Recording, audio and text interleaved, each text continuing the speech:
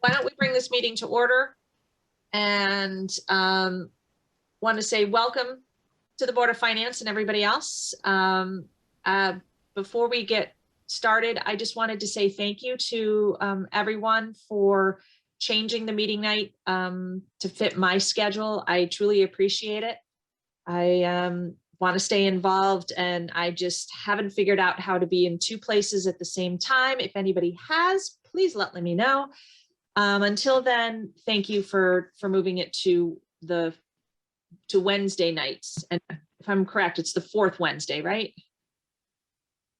Yes? I believe we are. Okay, fantastic. We have a long agenda tonight, as is usual for the first meeting after being off for a couple months. So I first wanted to open up to public participation. Is there anybody from the public, or Sandy, do you have any updates on anything that you want to throw in at this time that don't fit anywhere on the agenda? No. Sounds good. Then what I was hoping is, if it was okay with the rest of the Board of Finance, that we change the order of the agenda slightly and put the Board of Education update earlier. Kristen Hecht has another commitment and she was hoping to do that, but I'm now looking and she just got kicked out again. So she was having problems with connectivity. So when she comes back on, is it okay with the board to bump up her report? Yes. Okay. Yes. Yep. Okay, fantastic. Then what we'll do is let's start with the minutes, and when she comes back on, we'll switch gears, talk about the Board of Education. We can even finish off the rest of the elected reports and then go back to the minutes.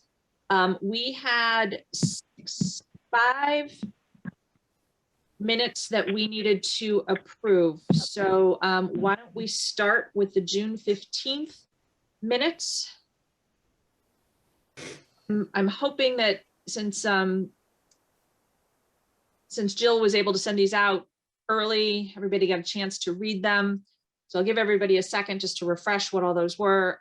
And do we have any changes to the June 15th? I reviewed them all and I have no changes for any of them. So if, I don't know how, if other people do have specific changes, then we can take them one by one. Otherwise, maybe we just approve them all if in fact everybody's read them and don't have exceptions or corrections they want to make. Does anybody have any changes to any of them? Don't think so. Because I'm happy to do them all as one big block. If you would like, I can do them. We can at least approve them individually if that would be. Could we have a couple minutes just to review one last time? Sure. Thank you. Now I got to get back to where I was. Always a challenge.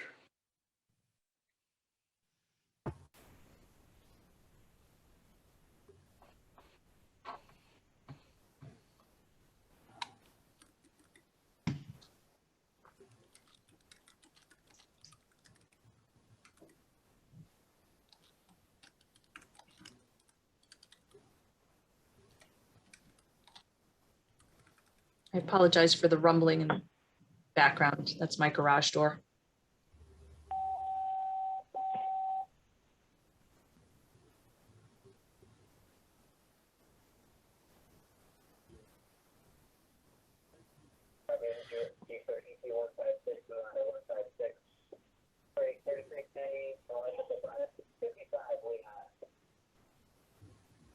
I guess the chief is at the firehouse. Yeah, I'm at a county chiefs meeting in West Stafford. It's supposed to be taking minutes. That's not happening.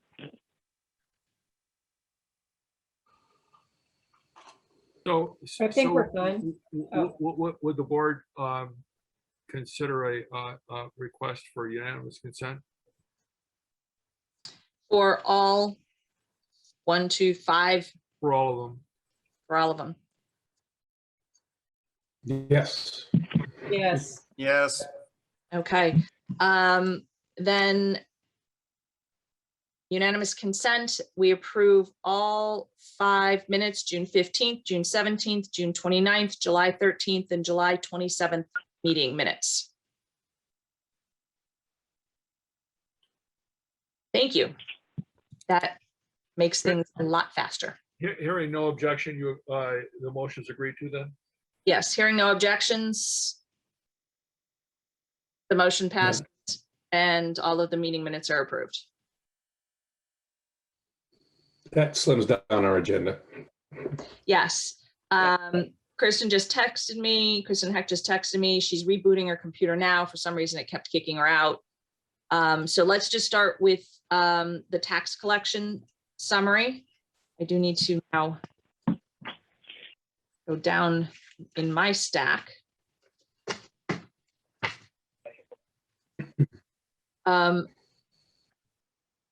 So we have the unaudited June 30th report, just showing sort of how we ended the year. Just want to make sure everybody knows it's unaudited. And so there might be a couple of tweaks here and there as they fine tune things before they send things off to the auditor.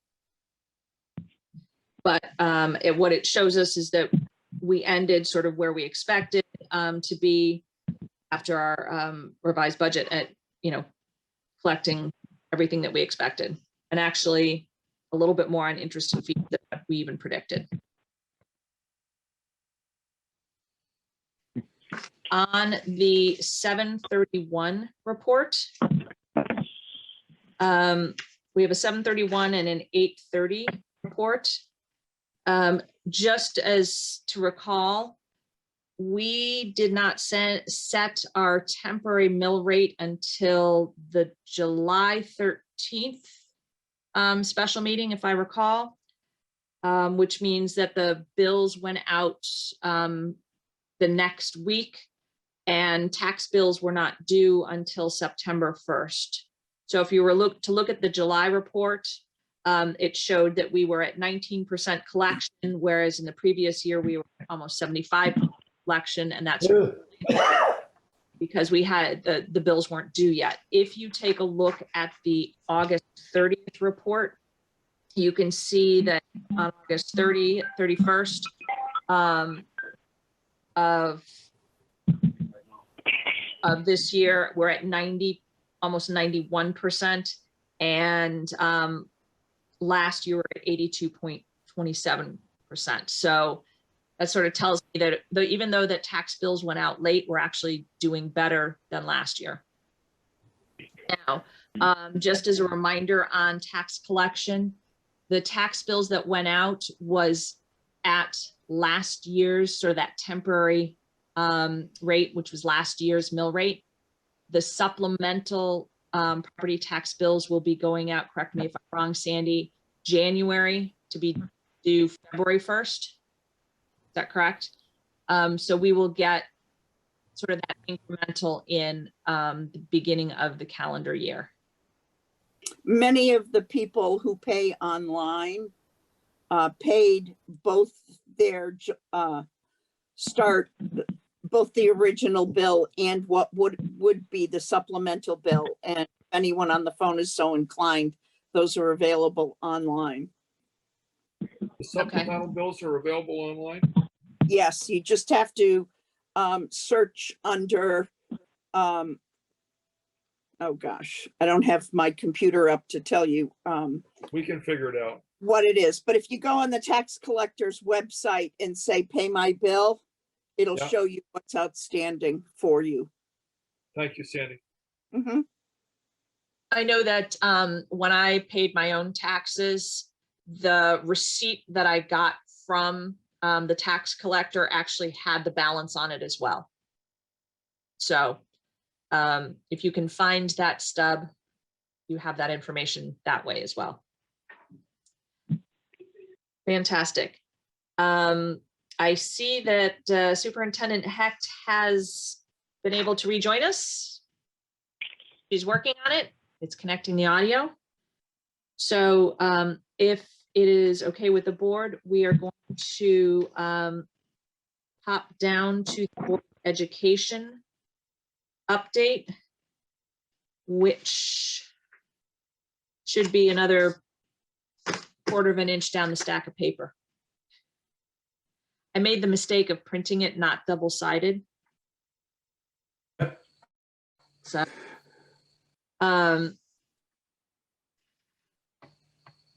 we can see, she's still connecting. That's, let me just text her.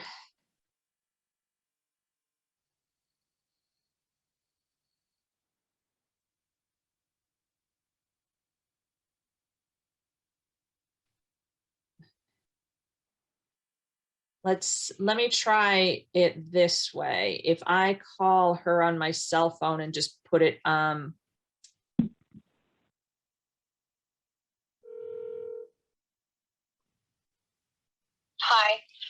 Hi, Superintendent Hecht. I just have you on my cell phone, and can everybody on the Zoom meeting hear her? Yes. Yep. Hi, Okay. everybody. So Hey, Kristen, go this way. Let me know if it becomes an issue. Okay, So if we've moved you up on the agenda, so if you would like to launch into the Board of Education update, that would be great. thank you. I appreciate it. Sorry, everybody, I can't seem to get in. The board is returning an unaudited amount of $492,965 from last fiscal year. That pretty much sums up my commentary there, other than to say, no new information other than what I reported on, all of last year. And in terms of this year's, we are currently 5% expended compared to last year, where at this time we were 7% expended. In terms of this year, we are continuing to have hiring issues that I want to make the Board of Finance aware of, and not for lack of trying on our part, but it is a real struggle. Can you tell us sort of what areas, is it still the paraprofessionals that you had issues with last year, or is it other positions that you're having an issue? So at this point, it continues to be in the area of student support services and paraprofessionals both. We are likely going to be needing, we're still trying to fill those. We did take 3 of the paraprofessional positions and move that into a special education teacher position because we could not get staff for those positions, and we needed to make sure that we met the needs of our most neediest learners. So we were able to hire a fantastic new special education teacher in lieu of those positions. But like I said, we still have 2 additional. We have a position that is still open that we still are not able to fill. Okay. But in terms of supporting our students, it looks like with the 3 paras becoming a 1 special ed teacher, we're at least moving forward and should be able to support. We are certain, well, I don't want to, we are certainly in better shape than we were before. Okay, fair enough. quick question. Were you able to retain the hire last year that you had to jump through so many hoops for? Who was a student teacher, I guess, and then you had to, and she was a 5th year, and she had to be certified and stuff like that. Were you able to retain her? I didn't hear all of what Bob said, Emily. Something about retaining somebody, but that's all I got. Yeah, so he was wondering, there was a student teacher last year, 5th year, and he was wondering if we were able to retain that person and bring them on staff full time. Yes, we did. We did that in the middle of last school year. We were able to get that worked out with the University of Connecticut. Yes. So fantastic. And she came back. And they, That person Came back. yes. Fantastic. Good. Okay. I've got a quick question, Kristen, about the buses. I know we contract that out, but given the fact that there is a shortage of bus drivers, do you expect that we're going to end up in kind of the same situation that we were last time where we had to fight to get money back? Or is that even a reality that we're, because it does seem like there's a shortage, correct? And it's impacting us? There's absolutely a shortage statewide, which, and as you know, as a parent that I have been communicating. Yep. But for the rest of the Board of Finance members, there is a shortage statewide. Currently, we are fully staffed in Bolton. However, we always have a spare driver available to us. Currently, there is no spare driver available to us. We already had to cancel one sports outing. Hopefully, we'll be able to reschedule it due to lack of drivers to transport our students. So I made parents aware of the fact that, in fact, we may be at a point where in order for students to participate in athletics, parents may have to be transporting their own students to and from athletic events. And quite frankly, we may be transporting them to and from school on various days. That has happened in districts all around us since day 2 of school. Knock on wood, haven't had to make that call yet, but in terms of negotiating with the bus company for days when drivers aren't available, that is yet to be determined. So in other words, we shouldn't expect to see Kristen Heck driving a school bus shortly here. Well, to be honest with you, Bob, if I could hurry up and get that license, you could very well see that happening. That is not a job that I think I would want, but more power to you. You know, and part of the issue is there is a backlog at the state with the ability to get drivers through the state DMV and through the program. And there's also simply a shortage of workers, which we continue to experience in all areas. And I'm certain that members of the Board of Finance who are, still working at this point are likely seeing that within their areas of employment as well. Yep. You're getting a lot of head nods, which I know you can't see. So, Thank you. so yes, I do know that other districts are having to make some creative decisions. And in some cases, the bus runs are just running so late that kids are hanging out for half an hour, 45 minutes, waiting for that bus to come to pick them up. So hopefully we don't have to get there either. Yeah, again, I don't have a comment for that at this point in time, other than I hope not. So, okay. Other updates or questions for Superintendent Hecht? Bob Monroe. I actually have 2, but I think one can wait. Kristen, am I correct in understanding that all students are in school learning at this point? All students who are not having to self-isolate or quarantine due to COVID are in school. Okay. And how's that experience been working out? We're so happy to have kids back at school and happy to be back at school, but it is extremely challenging for our staff because every night we are contact tracing and working diligently to be sure that those who can be in school the next day are, and those who cannot are not. And then teachers are having to remote kids in still to their classroom. It's just continues to be a very huge lift. So, Bob, what's happening is, on one day you have all your kids in front of you and you have someone who has to isolate, quarantine. Isolate or quarantine. Contact. And so therefore, if they have COVID. yeah. So then at that point, then they can dial into the classroom. So then teachers like, oh, today I have to dial into a classroom. Last year, every day was a dial in. Now it's only when you have certain kids who are isolating or quarantining because of COVID. So it's slightly different for the staff, and they're getting used to it. Sorry to talk for you, Kristen. Nope, that's all correct, and I'm very, very proud of our staff. So Dick Tuttle, I see you have your hand up. Thanks. Kristen, kudos to you guys for dealing with a very difficult situation.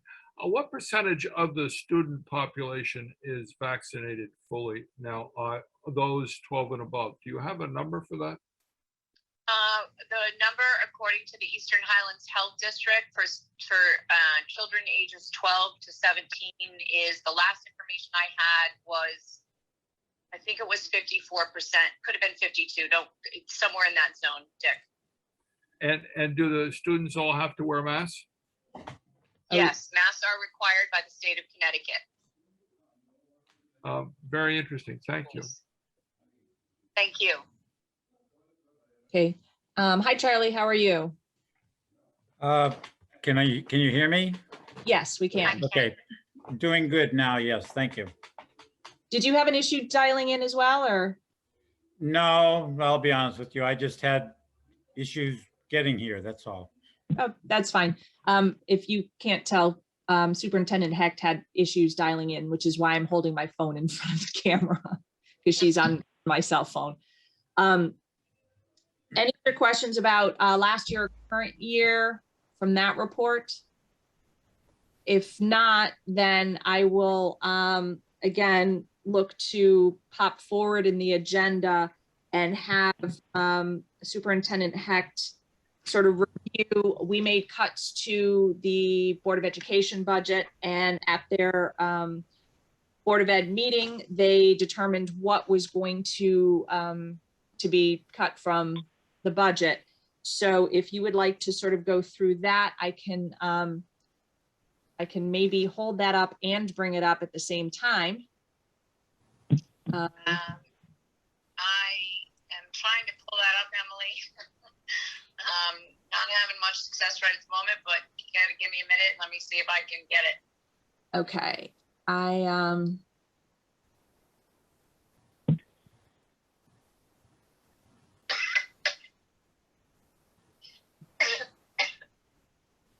Is it possible we could cover this in the next meeting?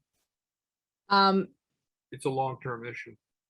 Yeah, it is. If you're not able to pull it up, we can definitely put it on the agenda for next month. I did just, I think, pull it up. It is in your packet. It's towards the end.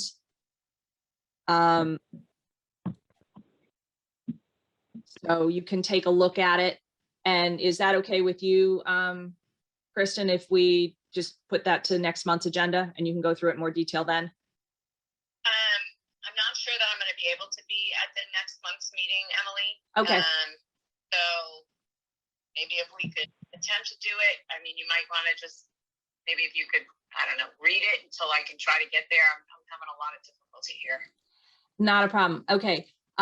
So as you can see from the salaries, and well, I'll start with the one number here. So part of the cut that we made was the health insurance savings from the switch from the old health plan to the new health plan. So that obviously was one component of it. There was a cut to a teacher of $23,000. That it was because somebody was hired that was less than what you had budgeted. Is that correct? Correct. We had several people leave in the summertime, so we had some new hires, so there was savings there. As well as on the nurse OT, PT, BCBA line. I think you actually cut that position from a 3.6 to a 3.4, so that was that savings there. And I think that is where all of the savings came. So the $332,499 that the Board of Finance cut from that came from both the savings, and then they took the rest of it out of the savings from hires. Is that accurate, Kristen? I I believe so from memory, Emily. I can't get on. I'm trying here. Well, if I afterwards you, can't open anything from Jill's email. So, oh, that is odd. Well, if afterwards you find anything that I missed, I said was not correct, just email me. I can put a blast out to the board to correct my error. thank you. You're- So if you give me one more second, if you would just indulge me, I think I found it through my computer. The question is it going to open up? So.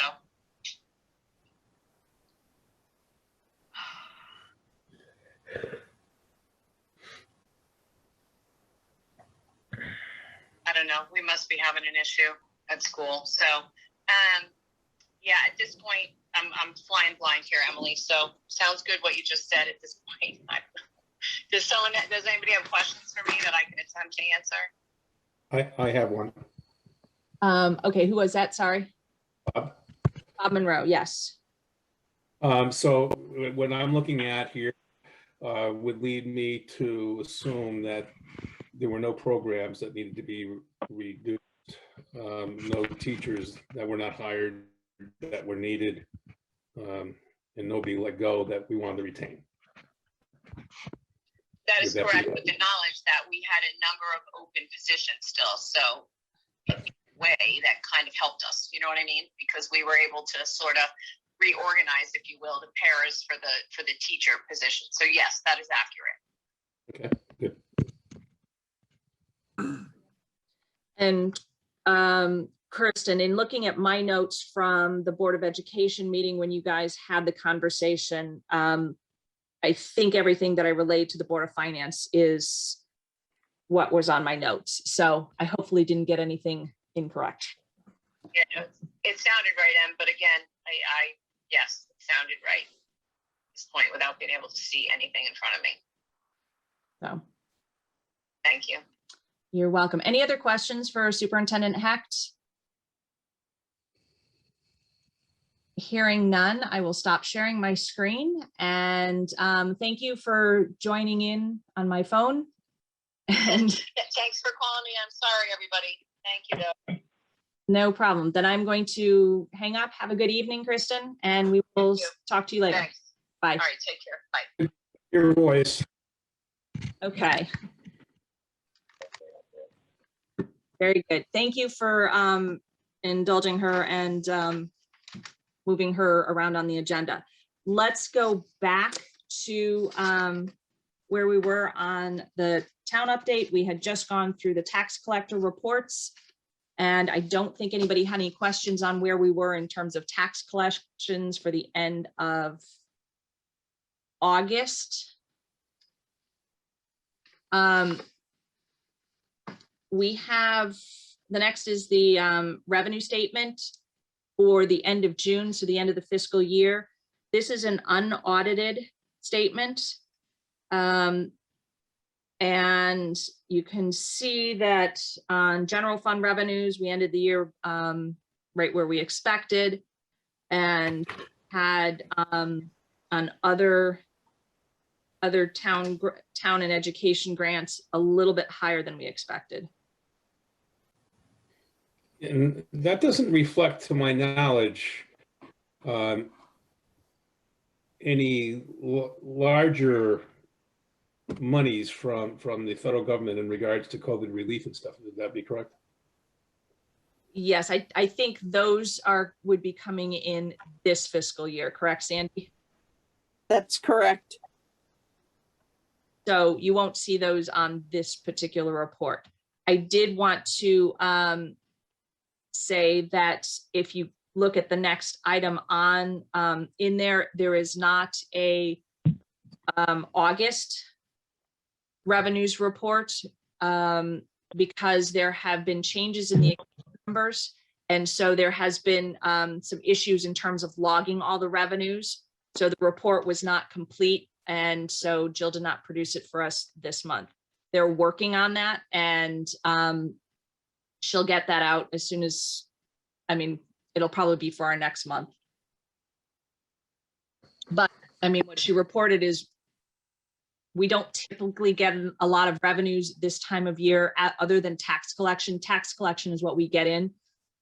So there is nothing that to be concerned about in terms of revenues at this point.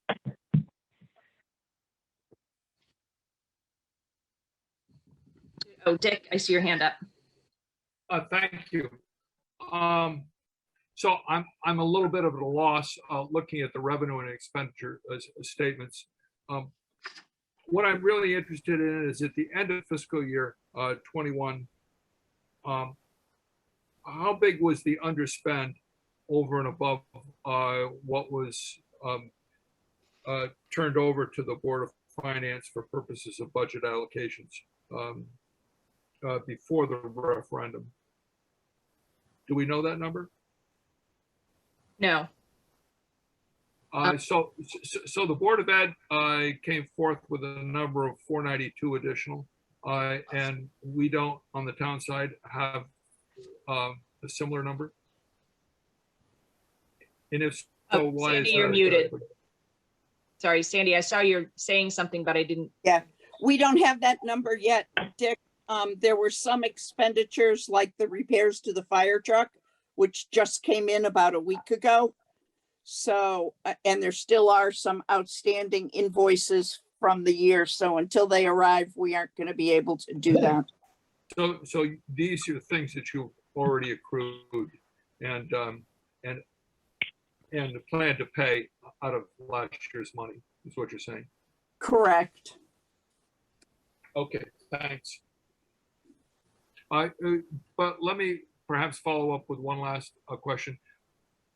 What do you suspect the number's going to be when we meet at the next month? Greater than what we committed to you. Yes, but how much greater? I don't know as I can honestly give you a how much greater number, You wouldn't want to venture a guess. Okay, Nope. thank you. because I'm probably wrong. Thank you. Okay. If we take a look at and I apologize, I'm not putting these up on the screen. If you want me to, I can. It just means I have to sort of hunt for items. So the report that says fiscal year 2021, June 30th, 2021, that has the town expenditures. This is not finalized. This is not audited, but this is where they ended up. But as Sandy just alluded to, there are some expenses that have invoices that have not yet been paid. So those have not, obviously, those will show up in this report the next iteration around. Could I interject a quick question here? Yes, Dick. Just as a follow-up. So we're now 2.5 months after the end of fiscal year 21. We can accrue those expenses to the end of this month. Is that the story? Generally, the auditor does not question us if they're accrued before the end of this month. However, there is a test which says the purchase order has to have been issued or the materials delivered prior to the close of the fiscal year. So So- we ran into this problem with Enrico Road, and because it slipped into October, we had to do some special things to get that done. Are we running out of runway here or not? I don't think we're in danger of running out of runway. Thank you. Okay.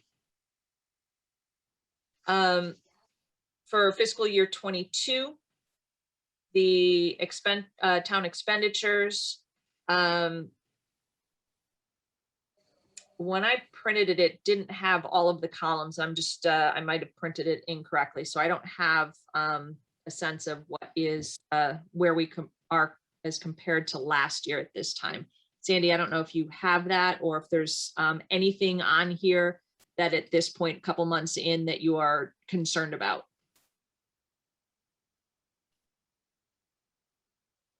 No, at this point, everything is going along. If there will be an issue, it will be in highways and streets due to the damage we had from Storm Henri, but at this point, I don't believe that that will be an issue. Okay. Did we have a lot of damage, roads, electrical infrastructure because of Henri? I know that many roads flooded, rivers launched their banks, people had water in their basements, but was there town damage as well? There was problems on Bolton Center Road, which have been repaired. There were problems on Steel Crossing, which caused a road closure for several days. That's been repaired. And Jim, I believe Lyman Road as well, correct? I know Lyman flooded. We had water over the road at Lyman and School, which we haven't had in many years. Minor damage, just those damages were pretty small.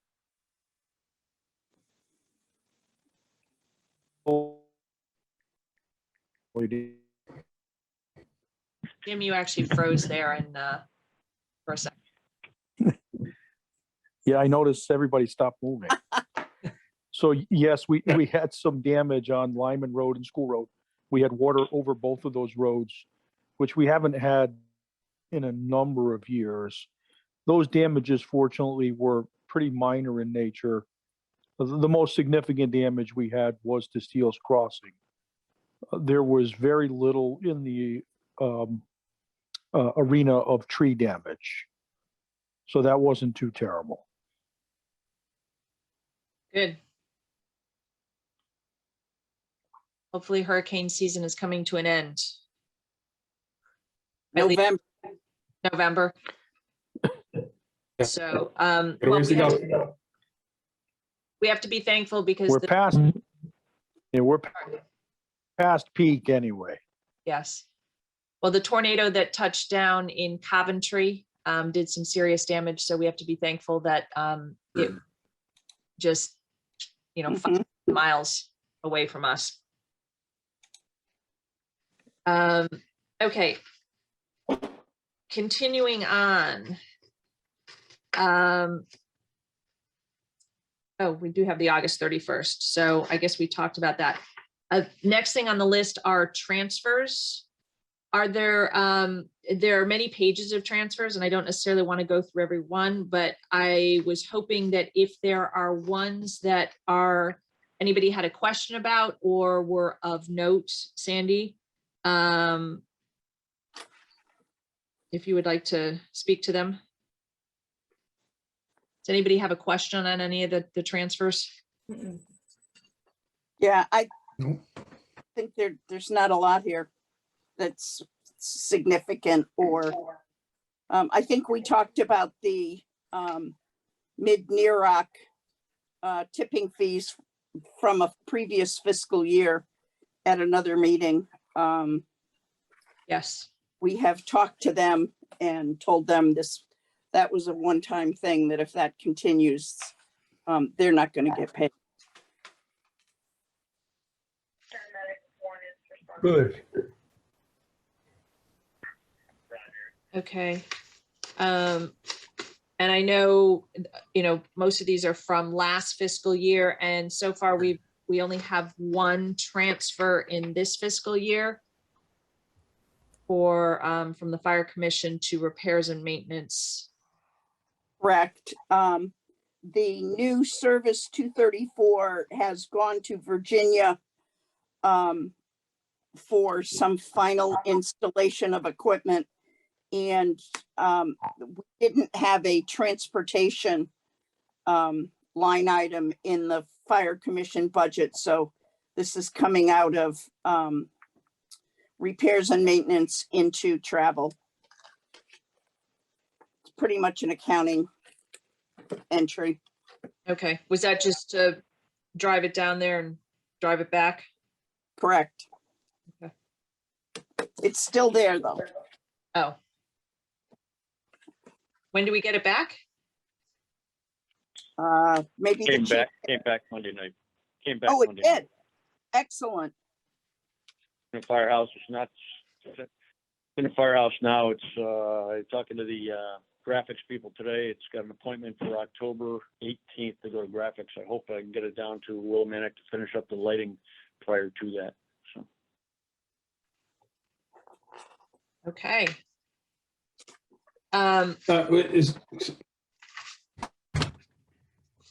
Sorry, go ahead, Bob Monroe.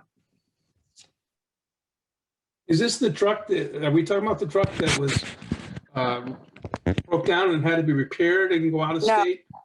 Or is this replacement truck? This is the replacement truck for the Suburban. So the new Suburban Oh, that the Suburban. was, But it's a pickup type, not a Suburban.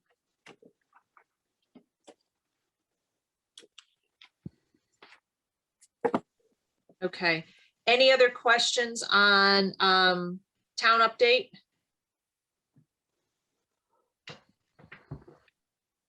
I do have another one.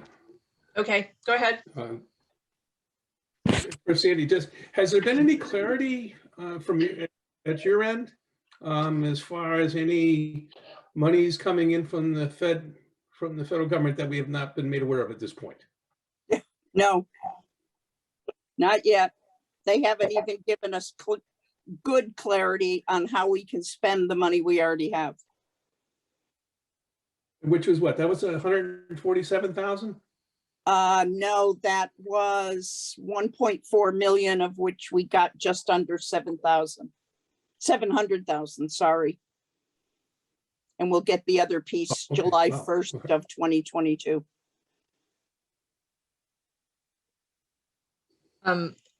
So are we just sitting on that money, or have we spent it on things that we really hope? At this point, we haven't done anything on it. The Board of Selectmen is exploring several options, but we haven't taken any action yet. Okay, and you said the second part of it will be coming July 22? We hope. Assuming the federal government has money and doesn't default on their debt and all sorts of other good things. Good assumption. Okay. Okay. Are we able to, with that 700,000, put it in something that is going to earn us a little interest? Jill has it invested in a CD at this point. Well, that's better than nothing. Yeah. So at least we can earn a little bit of interest and help that line item. Okay. Fiscal year 21, 22, we'll be looking at a revenue stream again on the interest area. Mhm. Yeah. No, we have to spend that interest on the same projects we would spend the ARP funds on. Oh, So it would just add to the 1.4 million. Is that I mean, typical? as far as our That interest for Yes. funds that are given by the government, that it has to get spent? Okay. That's typical, all right. It's typical. It's also very typical of grant funds. okay. I was actually referring to our general fund monies that would be the subject of next year's tax collections. But then believe we're going to see some nudging in the interest rates, and it will become a measurable income source to us again, I believe. Well, we hope that crystal ball comes true, because that would be really nice, both for the town and I think for all of us who are looking to maybe get some interest rate better than nothing. Oh, That's pretty much what, yeah. Could I ask a question to follow up on that? Yes, Dick. Thank you. what is the effect of unwinding all this quantitative easing that they've been doing, buying government bonds? Wouldn't they do that before they would raise interest rates? That's a question. for That's you. what they did today. They said they weren't going to buy anymore. They stepped back from buying back treasury bonds. Yeah, but I'm actually referring to unwinding, by which I mean selling them. Aren't they going to do that before they do anything with interest rates? If I had a crystal ball, I'd be out doing whatever it is I expect them to do next. I don't know. Do you have a comment on that, Bob Monroe? You follow up fairly closely. I'd say that's a pretty good answer from Sandy. But I think that I think they're independent, and I think that the rise in interest rates would not only is probably supported in two ways. One, the cutback in the bond buying, but also as a method in trying to hold down inflation, which I still believe to be more than just transitory. Yeah. Thank you for that last point. Yeah, Sandy, thanks for reminding us that that's what they did today, because I wasn't watching the news real closely. But the last I had read, that they were likely to do that. What you're saying is they actually did say that they were going to stop, or they have stopped. Did they say? Did they distinguish? I'm sorry, Dick, I don't remember if it was an instant or about to happen. No. It's about to happen, and I think it would be early November, I think, what they said. Interesting. Thank you. Okay. Any other questions, comments on town update? Okay, then let's move to the new business part of the agenda. And I know we have Bruce Dixon with us, and Sandy, I know, can also speak to this. As you know, that there is, in our capital plan, we have been putting money away over the past several years towards purchasing a new engine tanker, if I am correct in classifying that vehicle. And to date, we have accumulated $180,000 towards that vehicle. Sandy, is that a correct amount? 180,000? That's correct. Okay. And what is, and it is on the capital improvement list to be sort of in this cycle. Bruce was in an email to the Board of Finance, put out a description of what the truck is, what its use is, what it is replacing, which is the old ET334. And so does anybody have any specific questions for Bruce about what this vehicle is, what its use, what it's going to be replacing? I do. Is it available? It seems like there's so many things, especially automotive, that it's not available. Is this something that's available now? Will we have access to it when we want it, when we're ready to buy? Bruce, are you? Is that a question? Yeah, that was a question to you, is, with, we are looking to purchase this thing. Is it something that is available, or at least the components are available so that it can be built to what we want, given some of the shortages on automotive things that are out there? Yeah, to answer your question, Emily, and thank you for the other question.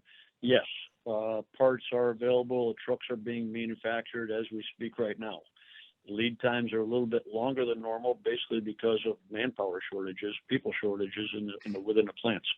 But as far as the availability of getting the vehicle that would best suit the town of Bolton, yes, we can do that. Yes. Yep. Did that answer your question, Kristen?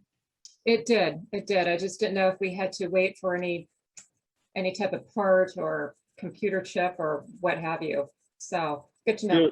Yeah, you bring a good point. Sandy, the first selectman, has probably advised you that the fire department was awarded a FEMA grant recently. No, actually, we have not talked about that. Oh, okay. Maybe is now a good Go time to ahead, bring that up. Or Go should ahead. we Yeah, turn go ahead. around and present that to the finance board? Nope, go ahead, talk about it. Please. Fire department put in just about 10, 12 months ago a grant for a replacement of our radio system, our portable radios and our mobile radios in the vehicles. They're starting to get aged. There's new technology out, and we're hoping to be on the state police frequency bandwidth very shortly, in the next year and a half. And Deputy Chief Mike Aramita was tasked to put that grant together. As he was doing it, conferring with the individuals at FEMA up in Boston, it was mentioned that another area that is being very popularly looked at is old trucks and replacement. And Deputy Chief said, "What do you mean by old?" And the gentleman said, Dave Parr said, "What do you have?" And I don't think it's old, but it's a 1953 68-year-old forestry truck that we have right now in service. Dave Parr looked at Deputy Chief and said, "You should put a grant in for that." He did. He told me about it after. And the other day, correct me if I'm wrong, Sandy, about 4 weeks ago, Congressman Joe Courtney gave me a call and advised me that we were being awarded $120,000 to build a new forestry truck for the town of Bolton with a 5% match, which is about $6,000, Sandy? Yes, Okay, so the 1953 forestry truck will get purchased with this $120,000 grant that we got? Or does that That's correct. does the 120,000 also go for the portable radios, or was that a second grant?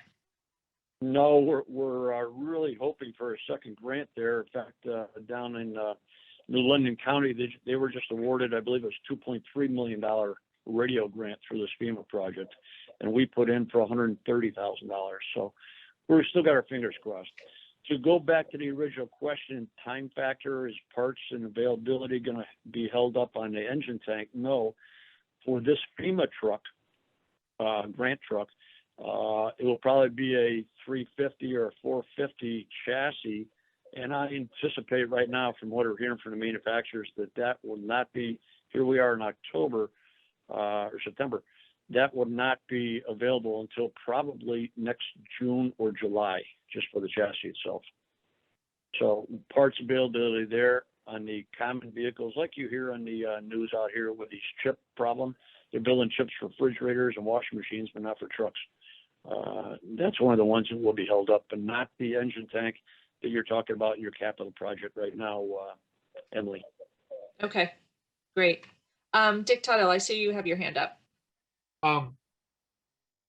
Yeah, you mentioned a letter that came from Chief Bruce Dixon to the Board of Finance, and I do not seem to have a copy of that. Was it made available to all the members or not? I had thought it went to all of the members of the Board of Finance, and I apologize if I apologize, it did not. If you give me a second, I can I bring this up? Hopefully, are we taking action tonight? Is that what your thought Yes, is, so- or not? Yeah. Yes, we need to take action on some of this. So let me share my So screen. this would be good to have. Why don't you just forward it to us and we can look at it? Sharing the screen really doesn't do it for me. Okay, I can, And I'm not sure about others, but having it so you can blow it up on your entire screen is far better. you're gonna have to give me a second to send it to everybody because I do not have a distribution list, but I will also put it up on the screen.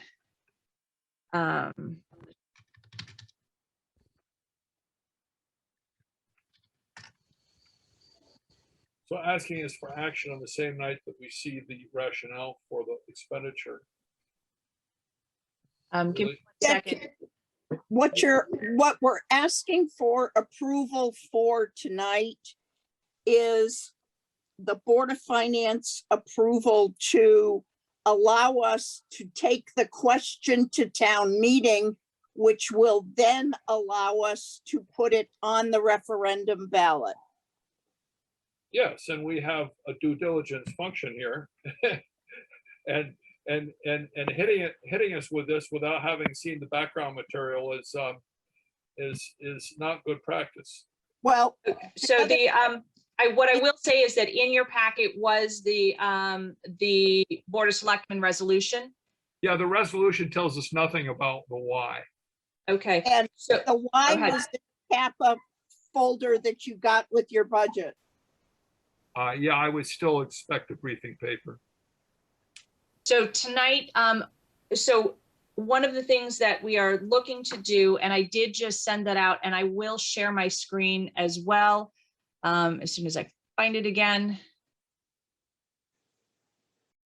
Nope, that is the Zoom thing, which really, we don't need the Zoom. Did you send my copy to my private address? I sent it to the Bolton CT because I don't have your private ones on this email system.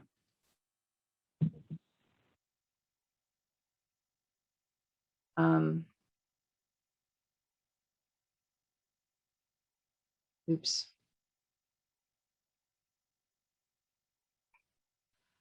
One of the things that, so like Sandy said, tonight we are looking to take action to send this to referendum. The other option is if we don't send it to referendum, then it will get approved during a town meeting. And give me one more second. Now, Emily, if Is we, that not true? our town attorney, our bond attorney has said that because we intend to roll this into a larger bond project, if it doesn't go to referendum, we cannot proceed with the purchase. Oh. Okay, so either it goes to referendum or let the townspeople decide, or it doesn't get bonded, correct? It doesn't get purchased, that's correct. Okay. I now hopefully have a letter that I have forwarded to you. Bruce, would you like me to read it? Would you like to read it? Otherwise, I will.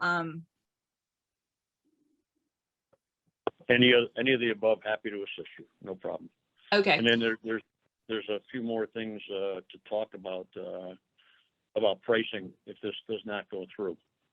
So that's up to you, Emily. How do you like to do it? Okay, well, let me read. I have it up on my screen. It's been more than Okay. 4 years ago. The fire department requested a new fire apparatus to be added to the CIP process, so the CAPA process. If on schedule, this new truck will be put into service to replace your 30-year-old fire truck ET334. This apparatus, this apparatus is the first truck to respond to all types of fires, alarms, hazardous material incidents, motor vehicle accidents, etc. The fire department is looking to duplicate the current truck as the age and the miles/hours definitely show that the town has gotten a lot of use out of this 1993 purchase. The new truck will have an updated diesel engine with better emission system, more computerized electronics, airbags, rollover protection, and many more safety features to protect our volunteers. It will be built with a 1,000-gallon water tank and 1,500 gallons of water per minute fire pump. The hose carrying bed has been redesigned to make it ergonomically easier to pack hose and get the fire hose off the truck during an emergency, thereby potentially reducing injuries to our volunteer firemen. The new truck will also have more spacious compartments, a proposed aluminum body to resist corrosion, and a cab designed to duplicate your current ladder truck and rescue truck so that we have smooth mechanical transition by our operators, specific steps that need to be done in the cab in seconds in many cases to mitigate life and property preservation. When we started to plan this purchase over 5 years ago, we had figured price increases that are really coming in line with today's prices. The selectmen made a good decision to put aside monies every year to reduce the bonding costs. Holding off this purchase will add 2022 price increases and steel surcharge increases to the town's bond or financing program.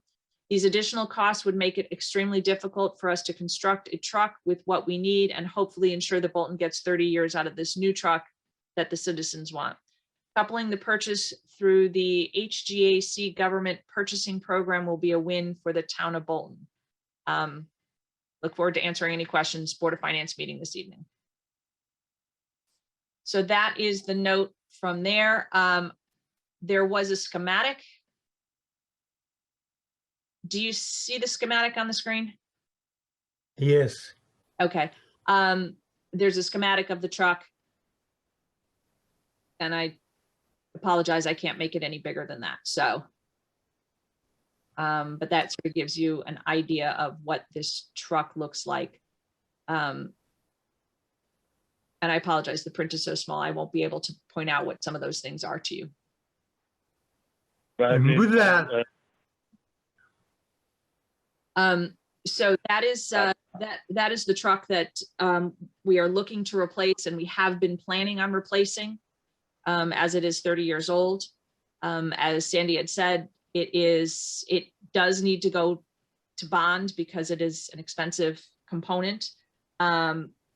And so that's where we are. and, Yes. and with that, Emily, with that said, I would like to move that the Board of Finance approve a motion to place this in the process of going to referendum. Okay, thank you for the motion. Do I You have can a- make your motion to send it to town meeting with the intent of going to referendum, please. Thank you, Sandy. I Sorry, second that Sandy. motion. Can you say that again, Sandy? The motion needs to be to send the resolution to town meeting for submission to referendum. Could have said it better myself. Okay, I have a motion on the floor. Do I have a second? I second it. Okay, thank you, Kristen. Conversation about the motion. Bob Monroe. Yeah, a question for Chief Dixon. I'm not uncomfortable with having our fire trucks on a replacement schedule. That's just wise, okay? What I am uncomfortable with is what I've heard, is that the truck that we're gonna replace, that we are replacing, is the one that recently had to be repaired for $50,000 or $60,000. And if I understood correctly, our plan is to keep that truck. Now, I further have heard or understand that as a consequence then of having another net new truck, that we are going to need net new bay or bays. So this is like the beginning of a large series of costs, which I'm concerned about.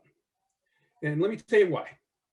In my years on this board, I have never seen any reasonable statistics that actually show use of these trucks. Now, I did see in Chief's statement here that this is the truck that goes out for every car accident, hazardous duty spill, blah, blah, blah. But we do have some other vehicles that conceivably could go as well.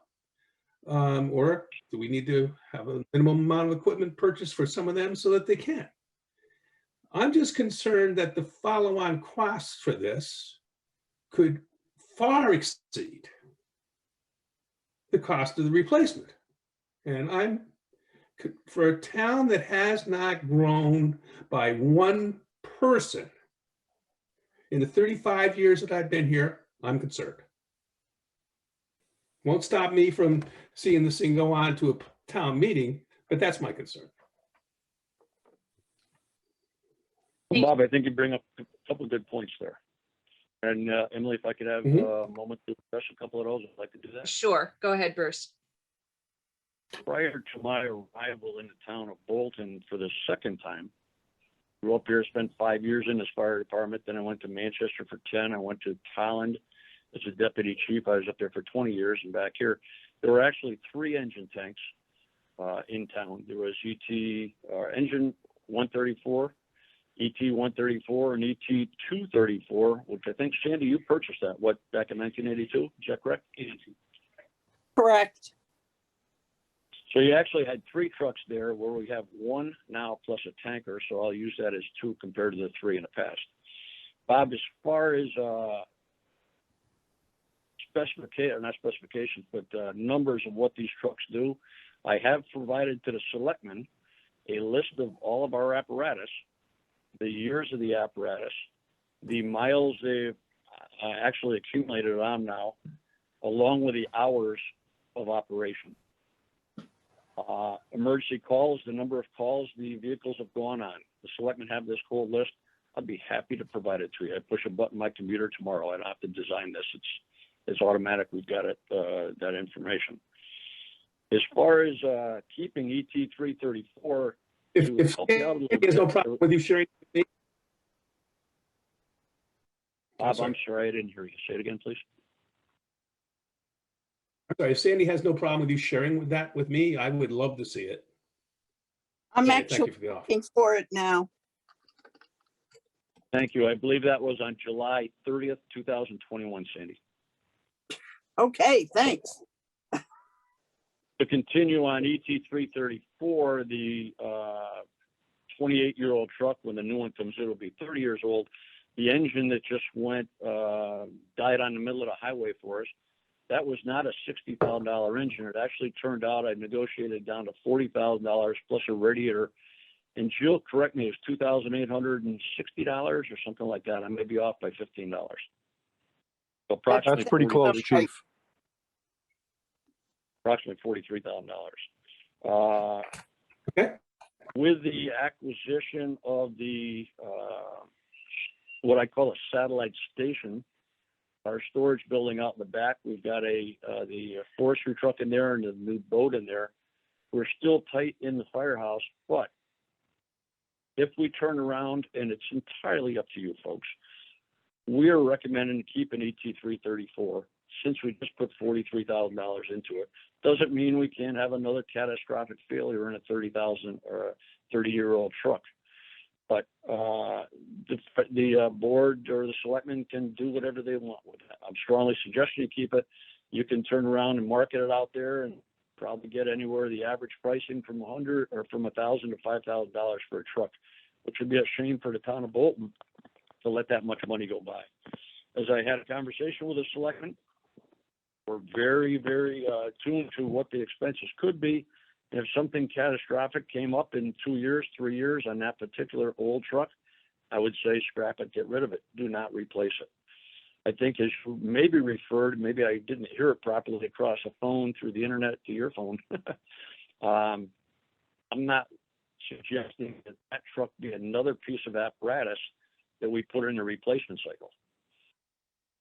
ET 334 will be replaced. The new one, hopefully it's approved by the people in town, that will be replaced, and I'll call that truck ET 134.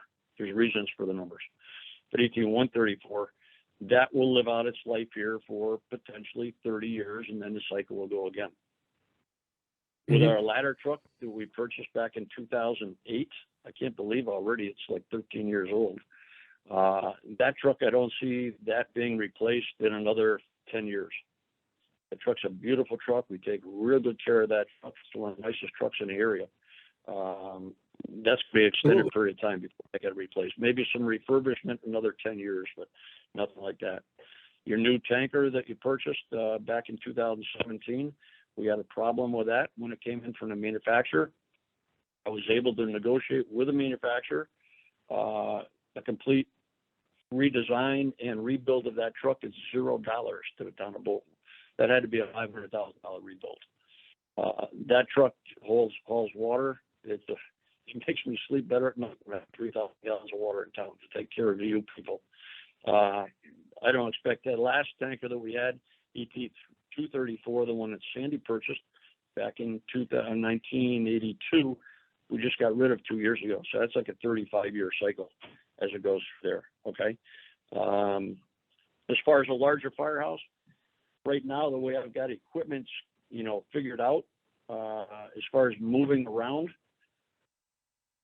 a newer firehouse will give us some office space, some storage space. If you've been down to the firehouse, and I really invite you to come down, let us show you around. We have no storage in there. Very, very tight. I think Jim Rupert can even attest to that for the storage area above the firehouse. We put, they went out, didn't have to go out of bid, the $32,000 stairway in there, get up to a storage area. And we're overgrown. We're too tight in there. Office space, we need another office or two. I'm thinking about taking the TV room and cutting it in half, put a divider in it. So I've got a training room, a training office, and then another one for my officers. That's about it. Larger truck or larger firehouse. It's interesting, Bob, that for those that have been around for a while, and I started in this town, let's go back in that year again, 1953. In 1975, when the Notch Road Firehouse was being considered too small, and let's design a new one. In 1975, they drew up these 6 bays, 3 front, 3 in the back, with a future addition expansion figured in. They built the new firehouse on wetlands property, and in 1986, they knew it was going to be too small. We've got the blueprints. Jim's got them in his office. They're in the town clerk's office. I have copies. That's back in 1986. I think that gets back in your regime, Cindy, when you were selecting somewhere runner, that first selecting, excuse me, that it was considered small at that point. We're looking to make an expansion. We have gone and changed calls. Bob, this is one thing that people don't know. Fire department comes to your house, the fire department's doing something. When it goes to somebody else's house, you don't know about it, okay? We did, back in 1980s, we were in a range of 200 to 225 calls a year. We did 560 emergency calls last year. That's 2 o'clock in the morning, Thanksgiving Day, opening Christmas presents, on your birthday. When your wife's made a beautiful dinner, we leave to go help people out. 560 calls, almost double the amount of calls in the same firehouse. Those numbers, Kim Miller brought that to my attention a while ago. So Bruce, I don't know what you guys do.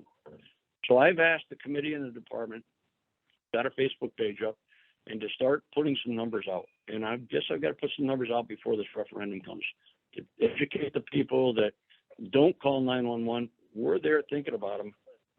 I said I sleep better at 3,000 gallons of water at night because those people that haven't called us yet, sooner or later, the call is going to come in.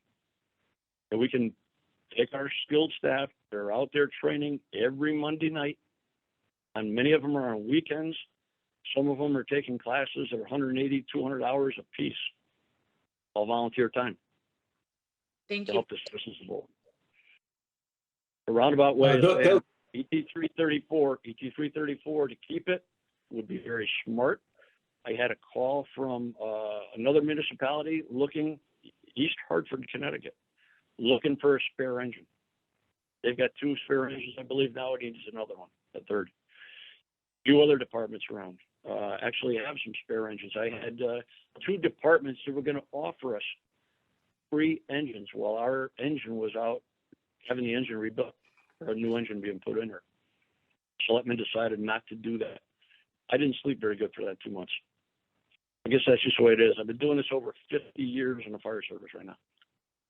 So that doesn't mean you have to buy a fire hose. I'm over 50 years doing it, but there's a lot of history, and I will put a campaign out to do some more education to help you out to answer the questions you bring up, Bob. Thank you very much. And Chief, thank you for your explanation. And I don't want to in any manner, shape, or form diminish the respect I have for our, 240 volunteers that keep our volunteer fire department viable and functioning and available for emergency situations. I am happy to hear the kind of statistic you just put out, and I think it would behoove you to publish it on a wider basis. As a member of the Board of Finance for almost 20 years now, I haven't seen it ever. So I think it would be good stuff to have. Maybe it could go into the Bolton Bulletin or something like that, so that people can actually see this kind of stuff. But I would ask this much, Chief. So when we're looking at keeping that truck, the one that's been repaired, I think that would, in order to provide an adequate housing for that, we're talking about a substantial amount of structure as compared to providing a different kind of construction for some additional maybe office space and or storage space. Very two different animals entirely.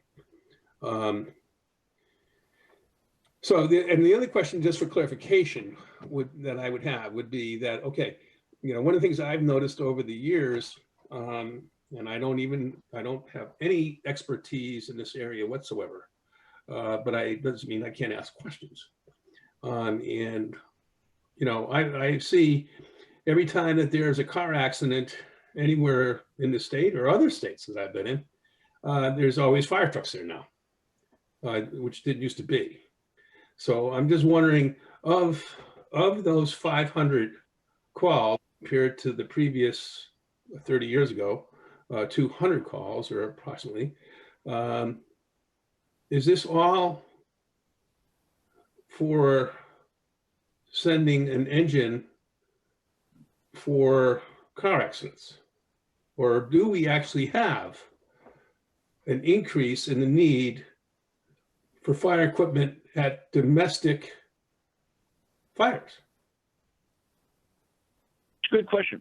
That's a good question. Let me address that also right now, if I could.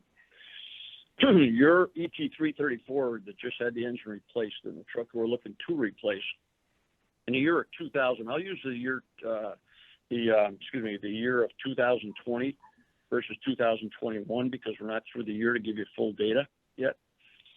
But in last year, we did 560 emergency calls, okay? You bring up subject of you see fire trucks at accidents. That's basically, you see accidents and fires on the news. That's all.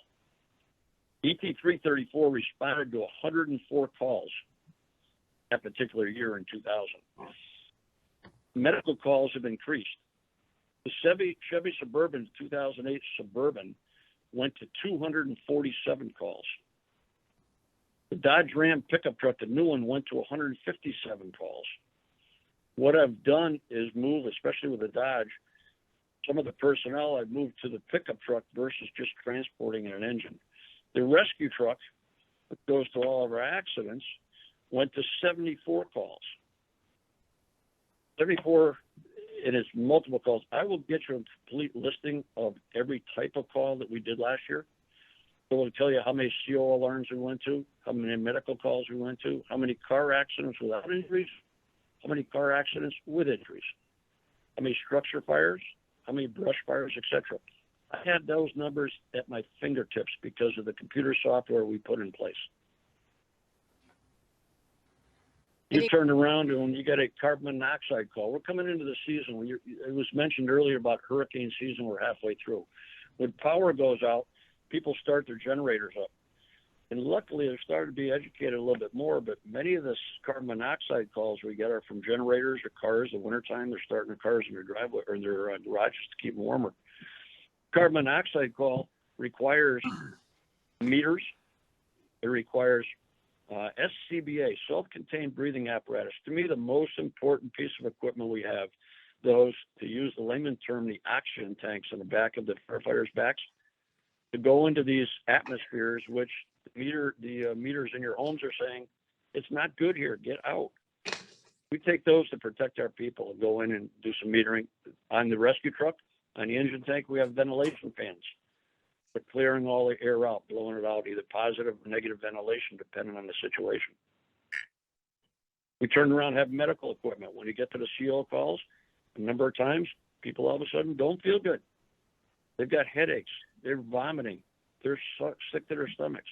We need medical equipment, which is on the engines, which is on the Suburban, which is on the new service truck, which is on the rescue truck.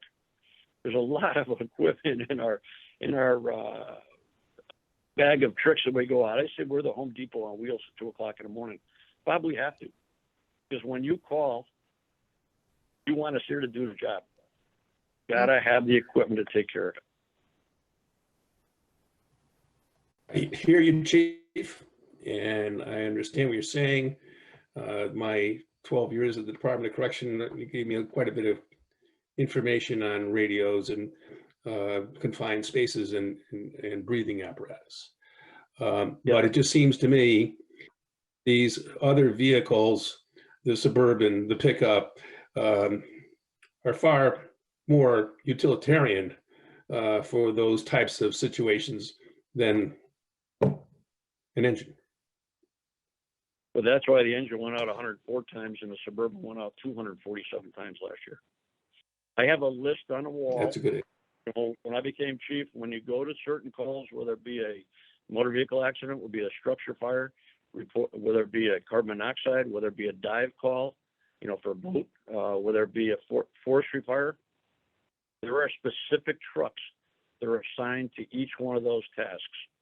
We do not roll every truck in the firehouse to a carbon monoxide call. We do not. No, and I was not. A heart attack. Mm-hmm. Hence by these numbers, and I'm going to have to get these to you. Okay, I'm sorry they weren't passed on to you. I'm going to get you a library of information to help you educate it, understand it more, not educate. Excuse me, Bob. You've been a big supporter of us for years. I truly appreciate it. I've only been back in this town for 16 years. It's definitely noted. But let me get you some more data, and I'll pass on to Emily, pass on to the rest of your board and the selectmen again, so we can have better education of what we do, Thank you. how we do it, and how we try to do it fiscally properly. You know, I could run every truck that we have to every call, and would be seeing you every 15 or 18 years for replacement. You could be like the town of Manchester, where they replace $800,000, $700,000 fire trucks every 10 years. We're not like that. And you've got a That volunteer isn't the staff. case. You've got a volunteer staff that takes pride in their equipment. Takes pride. They're down there And washing with- and waxing these trucks all the time. Volunteers. Without question, Chief, and I have so much respect for the volunteers in our town and what they do. But this information that you're referring to, I would very much appreciate looking at and reviewing. I do appreciate the fact that you feel like I've been supportive, and with that type of information, I yet to be more supportive. I will put a deadline on myself between senior bus drive and a few other things, you know, different activities. By the end of, what's today? Wednesday. I got meetings tomorrow night, and this weekend I'm taking it. By next Wednesday, you will have a packet to each one of you, what we do. Perfect. Okay. Ross, I see that your hand is up with a question. I think Richard was up before me. Oh, I apologize. Sorry. Go right Richard. ahead, Ross. Go right ahead, Ross. I'll ask my question later. Okay, so I guess, Rob, your concern then is that we have two trucks doing the same thing and that there's going to be a need to store the old one, correct? In part, yes. So I just want to understand that, because what I'm hearing from Chief Dixon is that we just spent a nice chunk of change on the old truck to get it fixed. I remember when we discussed that expense. And what I'm hearing is, yes, since we just put about 35,000, 40,000 into that old truck, And if we turned around and sold it, it would only return us about 5,000. So that doesn't seem to be a good use of the money. And so what I am hearing, Chief Dixon, and correct me if I'm wrong, is that we need a new truck because you don't know how long the old one's going to hold up, even with that money, put into it. And that eventually the intent is to get rid of that old truck. Is that correct? You're correct, sir. Yes. Yep. And though we put an engine in, that doesn't count for the transmission, the pump, the brakes, the framework, etc. Yeah. Correct. And as I mentioned to the first selectman, there's a problem, then we get rid of it. We're not Okay. going to put thousands of more dollars into another used truck, even though we just put $43,000 into it just now. And so there's a place to house it right now without adding another bay, as I, heard a, concern about. Yeah, I think maybe the first selectman can address the storage problems that we have down there, like walking between, or Jim Rupert, for sure, your building official and your town administrator, walking between a rescue truck and a tanker now, looking above the engine tank, the pickup truck and the tanker at the large crack that's, Jim, 3/4 of an inch to an inch, runs complete side by side of the firehouse. Can we do it? It can be tight. We can do it the way it is. Suburban will go out as the agreement we have with the selectmen. The other two trucks will come in. The problem is going to come in with, and it's a good problem, I guess, FEMA giving us a new forestry truck. Wasn't planned on. It's a nice gift. That's going to be a tough one. To provide storage for it. Yes, sir. Yep. Ross, did that answer? Yeah, that's helping me understand it. So then I guess I would weigh the cost of the new storage against the cost of getting rid of the old truck and not having to make new storage for the FEMA truck. So that's where I was, it's sort of direct the discussion, that would be my question, where I'd want to kind of go with the discussion, because I understand if you just look at the old fire truck that was repaired as a standalone item, yeah, it doesn't make sense to financially necessarily to sell it for $5,000. But if we don't have room now because of that FEMA truck we got, which is a nice thing to have happen, what's the cost of making appropriate storage that could be saved if we got rid of the old fire truck and you have a place to put the new FEMA truck? So I guess that's where I would go in, from a, financial point of view, not arguing And that's, the new truck, but more of, let's talk about some of the concerns that, Rob brought up with the storage. Well, you've addressed that already, through the Board of Finance and the selectmen, where they put into the 2022 budget a study to expand the firehouse that again was discussed in 1975, $35,000, I believe the number is. Is that correct, Sandy? Correct. And to turn around and get an engineering study of what it would cost, feasibility to add on a double bay with some offices. We've had a meeting. Deputy Chief and I have had a meeting with one architect already, and we're going to expand that out with a MOU to send out to several others to get some figures. That's right. I'm being told that's correct. It's got to go through the Public Building Committee first. The Board of Selectmen is going to impanel a temporary public building commission to look at the addition on the firehouse, the track at the high school, and a new town hall. And I hope we will do that at either our October or November meetings. And then those projects will be turned over. Those 3 projects I listed will be turned over to the temporary public building commission to flesh out what can be done and how much it will cost. Okay. The other factor too, as we just discussed earlier, with the if the referendum passes to purchase this new truck, then we go out with several different ways I've addressed with the selectmen on how to purchase it by the 31st of December to save $26,000. So price increase for next year. Truck is not going to be here for over a year. Okay, because that was my question. new- I guess the timing too. That was Mhm. kind of where I was Yeah. going as well. So No, the thank you. ET 334 has to stick around until this new truck is delivered. So, I mean, that was one of the If reasons you want- we had to put the money into getting it repaired because we don't have the new truck yet. So the new truck will 100% come in correct. about a year. The old truck will stick around during that time. So what I'm hearing then is the need for the storage, potentially the need for extra storage doesn't come about until a year or so from this December. Yeah, as I mentioned, the storage that we have, the lack of offices, it would sure be nice to have it now, 25 years, 30 years later after it was discussed. But a year, we'll put ourselves out, we'll walk sideways through the firehouse, not a problem. Volunteers have to do it. No, I just trying to understand there's a number of moving pieces. So I just want to understand, storage versus, cost of storage versus the cost of, getting rid of the existing truck and then the timing around that. So it sounds like you do need the old truck for a year till the new one arrives, and then we're addressing the storage at that time. See, one of the things too, Ross, and you bring up a good point, is when this firehouse was designed back in 1975, it was designed for apparatus that was being purchased and driven back in 1975 and 1965.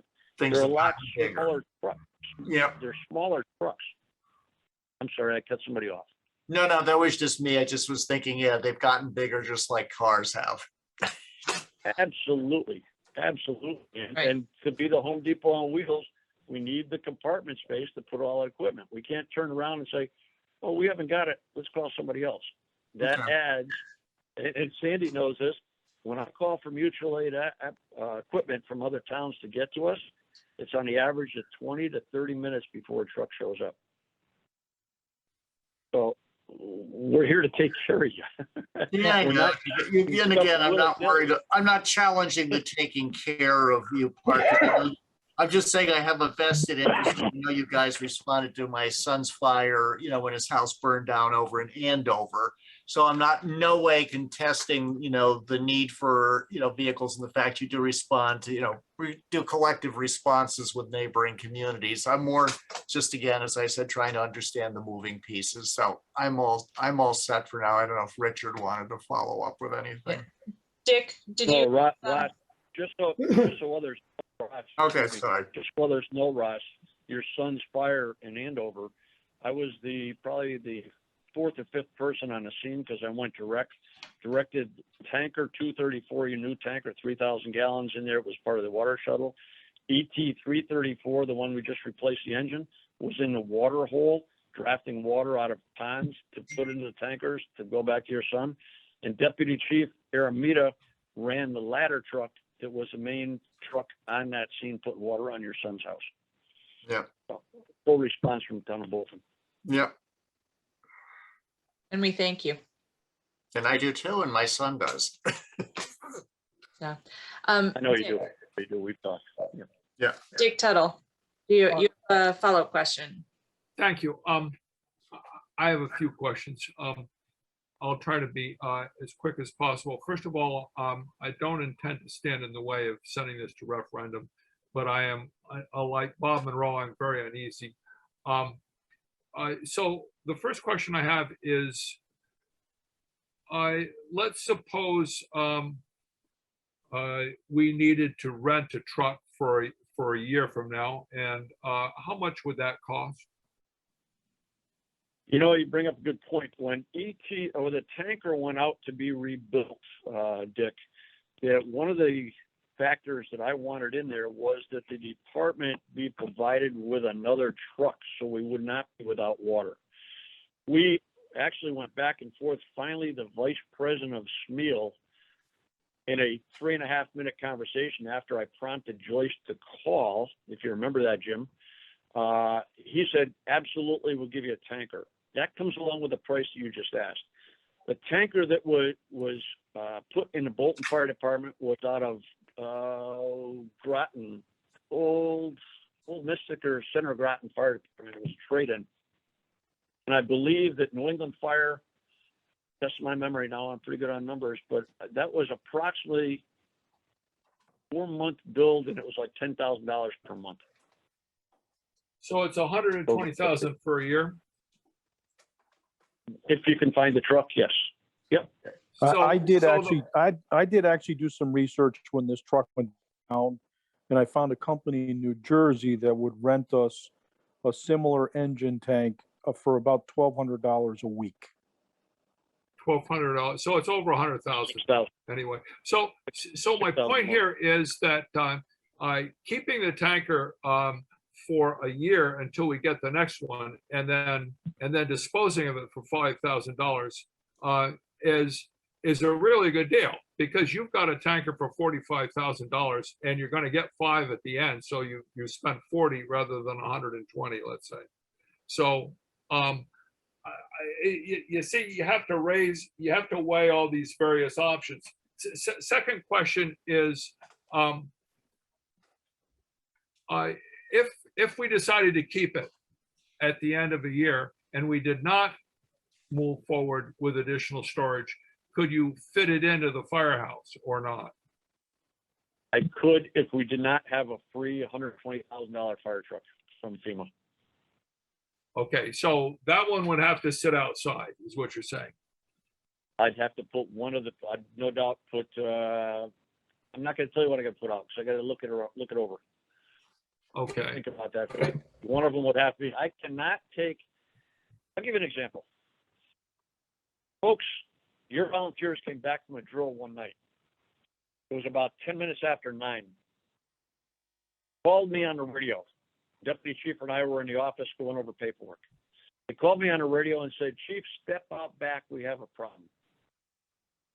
Okay, this should be good. Let's go out and see what we have. Go in the backyard, and the engine tank, 334, this truck we're talking about, is in the entrance of the driveway off Notch Road. The lights are off. People are standing around looking at it. I said, "Wow, nice in the moonlight here. What's up?" Truck had a fire. What do you mean it had a fire? There's smoke in the cab coming from underneath the dashboard. To your point, Dick, do you leave an engine tank outside? I looked at it. no, and I said, wasn't thinking of leaving an engine tank outside. I was thinking of leaving the new forestry truck outside. Let me use this as an example, okay? We turned around. I said, it had a fire. Is the fire out now? Well, we shut the truck off and the smoke stopped. I said, good. It has to get in the firehouse because there is, and I won't even put a number on it. Let me throw it out. $80,000 of equipment on that truck with no locks on the doors. I said, we're in the fire department. You get an extinguisher. I put my fastest driver on the truck. He's in the speed limit, Sandy. He did a 90-degree turn in the driveway and backed it into the firehouse with smoke coming out. There was an electrical fire under the dashboard. I called our supplier, that went through Gowan's Night. They came up, had the problem taken care of in about 3 days for us. If that truck was outside, take that new forestry truck and leave it outside with chainsaws, with hose, with brooms, with buckets, the gasoline pump. In the winter, in the fall, you don't want to leave a gasoline pump outside because it's a great pump for a log splitter.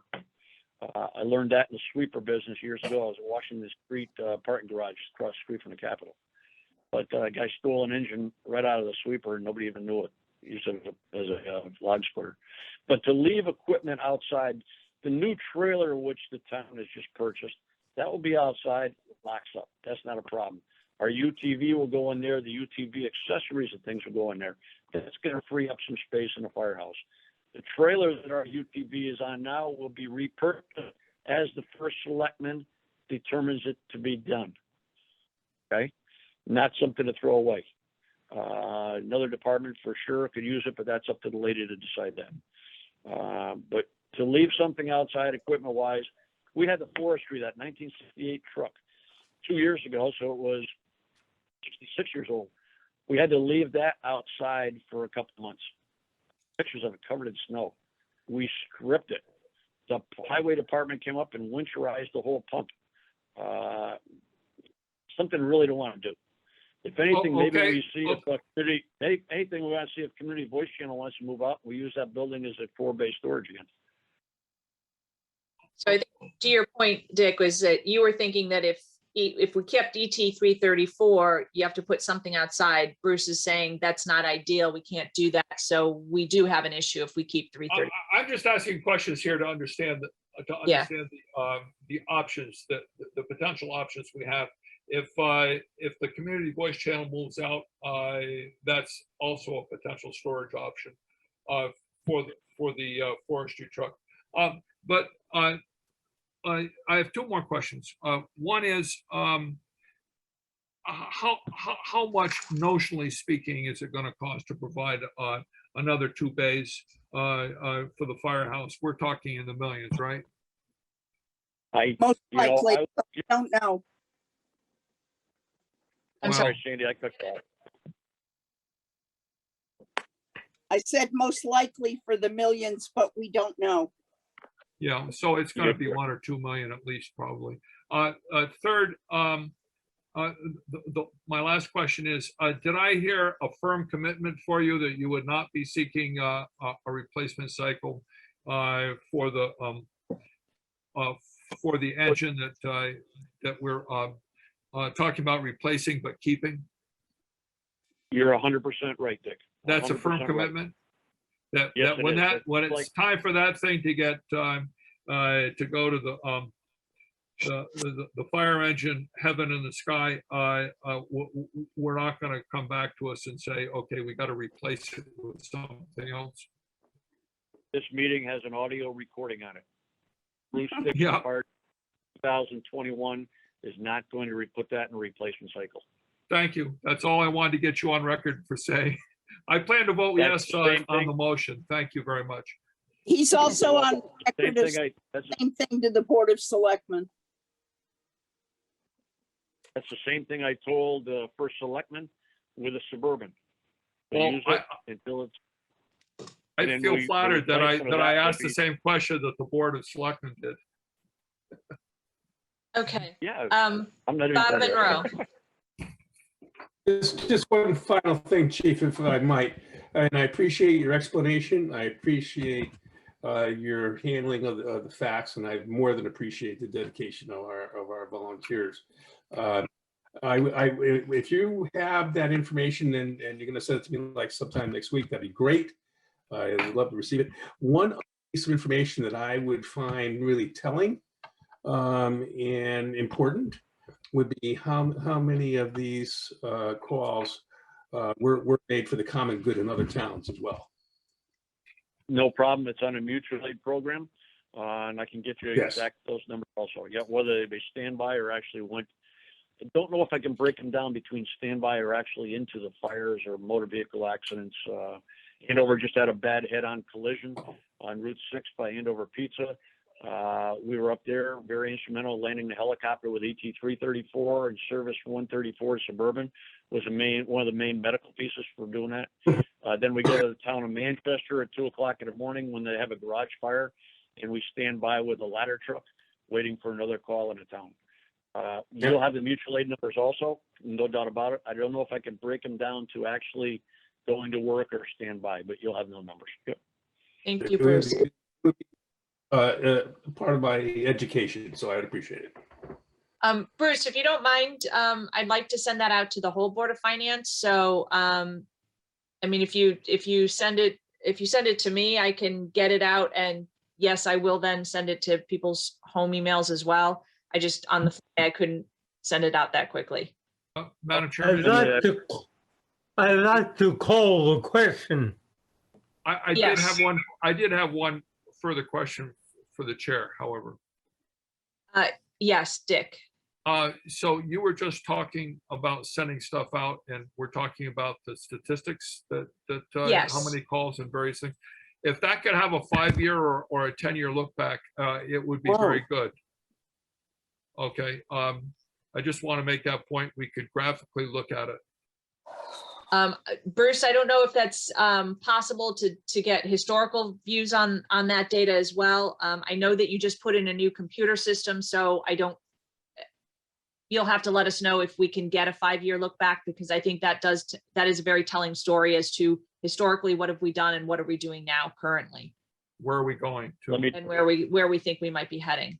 Does that make sense? let me do the, I'll do the best I can for you, and I'll have that to you, Emily. Thank you. And why don't I send it to Sandy so she can disseminate it off to the selectmen also? Okay, great. Thank you. Thanks so much. Okay. Bob DiPietro. I apologize. I think when you call a question, you have to act. It's not a privileged motion, however. I don't know what a privilege motion is. All I know is Robert's rules. When you call a question, has to be something has to happen. I apologize for that. So you called question, and I'm assuming that we have based on the motion that we have on the floor, correct? Yes. We have to have a vote though, do we not? Well, we have a motion on the floor to send the resolution to town meeting, to send it to referendum. And the gentleman is asking to discontinue all discussion, and so that requires a vote. It's the same thing as cloture. Okay, Needs- my needs a apologies. I am 2/3 not vote. as up on Robert's rules as, Needs a 2/3 majority, generally speaking. okay, so it has been asked that we close our discussion on this. I will run through roll call and let me know if everybody's okay with doing that. Kristen Gorley, Aye. Dick Tuttle, Aye. Bob Monroe, Ross Lally, Aye. Bob DiPietro, I Charlie Dana, Aye. Emily Bradley. Aye. Okay. So discussion on the topic is over. The motion is on the floor, and we need to take a vote on this. And everybody is clear as to what the motion is? See, We just voted. more or less. Okay. Then I will, by roll call, ask for a vote. Kristen Gorley, Aye. Dick Tuttle, Aye. Bob Monroe, Aye. Ross Lally, Aye. Bob DiPietro, I Charlie Dana, Aye. Emily Bradley. Aye. So passes unanimously.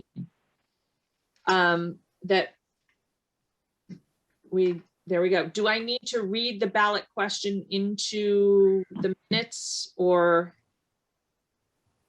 Sandy? Ooh, It where- would be good. Sandy, we dropped Sandy somehow. She's gone. She's gone. Emily, I have a question. Yes. Looking at the agenda item, it says that to approve the resolution for borrowing. Does that mean the Board of Finance has to approve the actual resolution?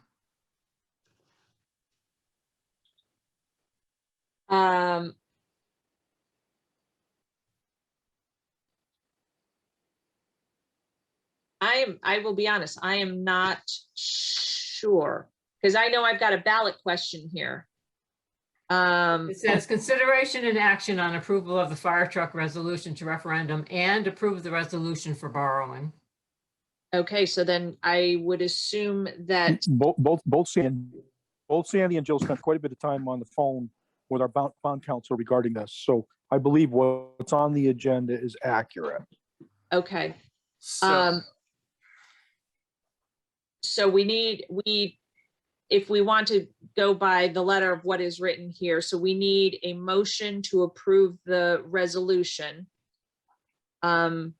which is the 3-page document that was sent out, and I apologize, I guess I can bring it up if you want me to do that.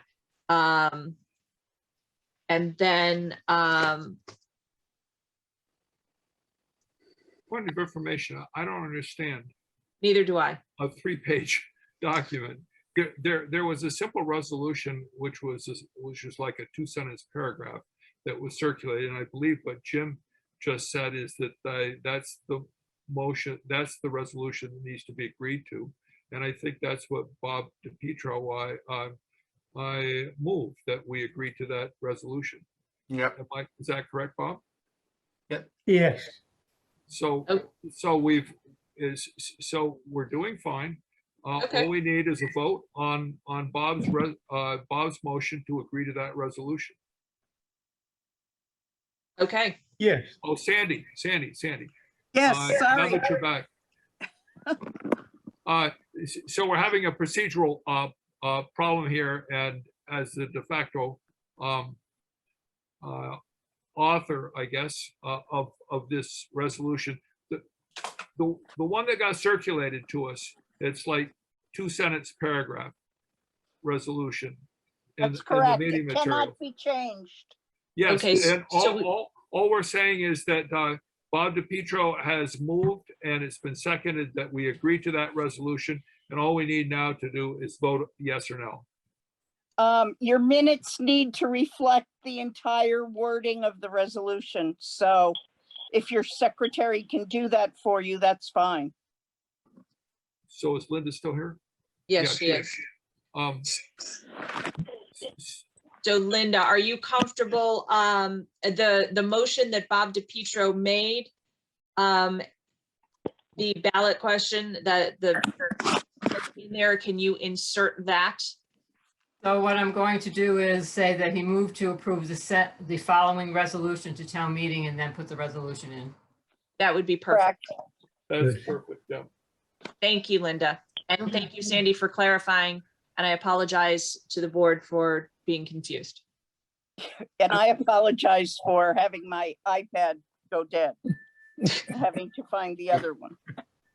Okay, so we are going to, well, actually, we just went through and did vote on it. No, we haven't. We voted on cloture to end debate.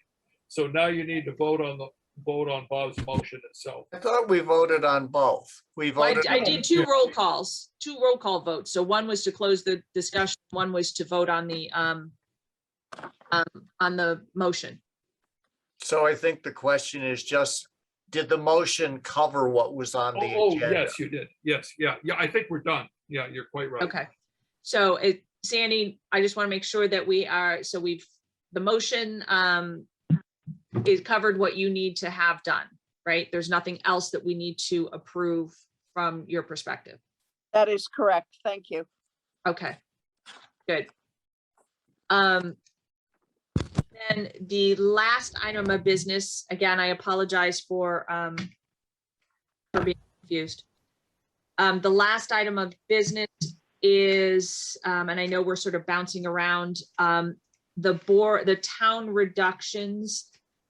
If Sandy, you could go through the Board of Finance cuts that were made to the budget, where you sort of distribute those things. Emily, could I interrupt again? Bruce Dixon, I'm sorry. Oh, yes, go ahead, Bruce. I'm wondering if I can be excused from this meeting. The deputy chief and the chair of the fire commission were up in West Stafford, and the meeting ended an hour ago, and I want to get back in town and take care of you. So, I apologize. I should have said that. So Bruce, thank you very much for joining us this evening and sharing all of the information, and for everything you and your department do. We truly appreciate it. And drive home safely, please. Thank you very much. Good night. Thanks for being available. Good night. Okay, our reductions were 237,000. And I'll go through the small ones quickly. 572 from finance, 358 from tax collector, 358 from town clerk, 499 for town building operations, and 422 from highway. Those were primarily things that either we were able to get in last fiscal year or were optional. Personnel benefits, that's our health insurance savings, that was 179,000. Police was 10,000. When we did our budget, we didn't have good numbers for the 2 resident troopers, and our new trooper, Dan Richmond, is not at the high level of salary that our former trooper, Dave Pila, was, so that's savings. Rec department, $32,000. That was a stipend to keep the rec department going. Last year, excuse me, we had anticipated that the rec department would be self-supporting. It was not. And we transferred money in this year. If programs are not self-supporting, they're being canceled. And library, the 13,791 was the additional hours for a part-time person. We told the library we will revisit that in January or February as we get into the budget year and see how other categories are going. Okay, any questions for Sandy? Those figures are in one of the files that were sent to us, right? They're on page 52 of your packet. I'm looking at something much shorter than that. I'm looking at town budget reductions -1.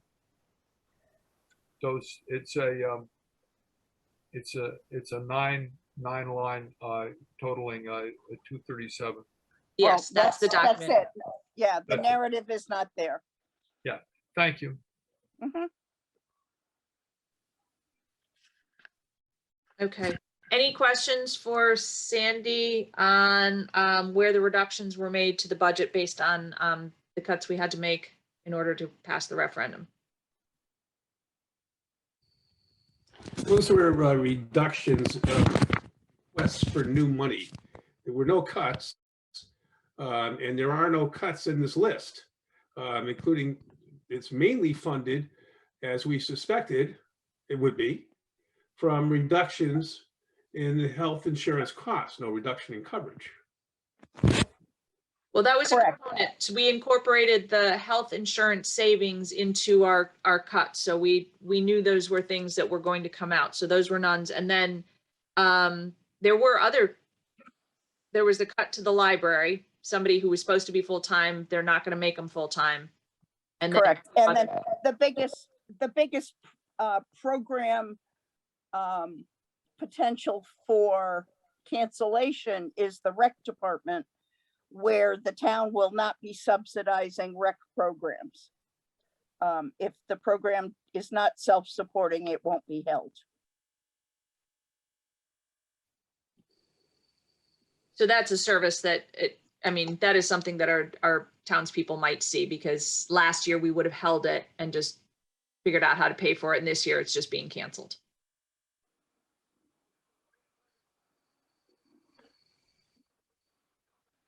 So did that sort of clarify, Bob? I mean, yes, there are several things in here of either we bought them last fiscal year or they were optional, so we're just not getting them. And then the bigger ones. The library and the medical benefits. And the rec department. Oh, excuse me, and the rec department, yeah.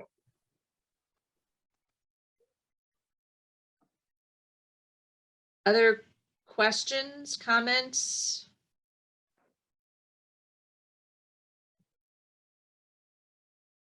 Hearing none. I just want to make sure that I apologize, we bounced all over the agenda trying to get people in and out. The only other thing, I think we covered everything. The only other thing is, I know that during our last meetings during budget season, we had said that we were going to complete budget season doing it virtually, and we would sort of touch base when we got back together after the summer break and try to figure out what we needed to do. Now, Sandy, has there been any clarification in terms of, can we still continue 100% virtual? Do we need to be in person? or at least some of us need to be in person? What does the executive order look like right now? I can't keep track of them. As of right now, we are permitted to do in-person, hybrid, or totally online meetings until the end of April of 2022. Okay, so that has been extended. And hopefully, when the special session comes into being next week, they will extend the governor's emergency powers and allow us to do that at least through the end of our fiscal year. Okay. So our next meeting is October 27th, which is a Wednesday, 7:15. And then we also have November 17th, December 22nd. The question to the board is, how would you like to continue? We have the option of being totally in person, hybrid, or totally on Zoom. If we are totally in person, do we still have to have a dial-in capability for the public?